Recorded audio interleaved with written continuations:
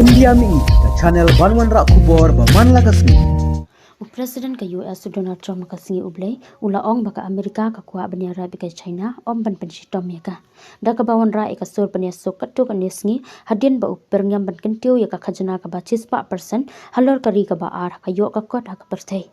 ki jingkren jong utrom ha ki khendia singi balalej bar kumju ro ka jing berngam jong u ban pen sangi no ya ka jing ya kendu bat usi ha ka ba kot jong uni ubnai kilapha iki stock jong ka Wall Street ban hiar sha ka jaka bas new namar ba ka nong khayi kis ngokhya ba ka thma khayi hapding ka United States bar ka China kala ban khibian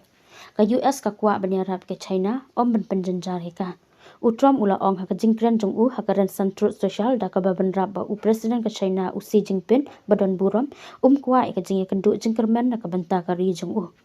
utram ha ka singi thoding ula ong pa un penjari ki khajana ba kham he na du ka chitarik unai wing kum ka jingkan tho e ka ba ula khot ka jingkhang thamai jong ka China ya ka jing shalan mar shabari ka bala penlong ka ba shirke hadu kata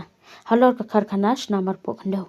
ka China ka ju ka por kala kno ka United States ba kala le klam akor ha ka ba ka tnat khayi pateng jong ka ha ka singi ublei kala khot ka jing berngam jong utram kum ka nuksa ba paunam jong ka jinglong aryang mamla katnat kala ong baka United States kala penjore kilat jingada hakaliang kayo ka kot persya ka China na du upnai nai lur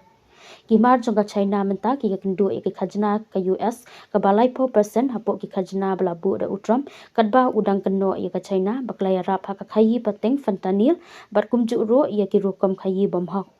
ka jingsiu kliang jong ka China ro ya ka US ban bu khajna ya ka mar khayi jong u ka US kadang ni hi ya ka 4% ki marpo khando ki baduna bha ki long ka jing e ka bakraw ka jing ya kren khayi pateng ka barang shan hapring kini ki artli ki ri ki baklain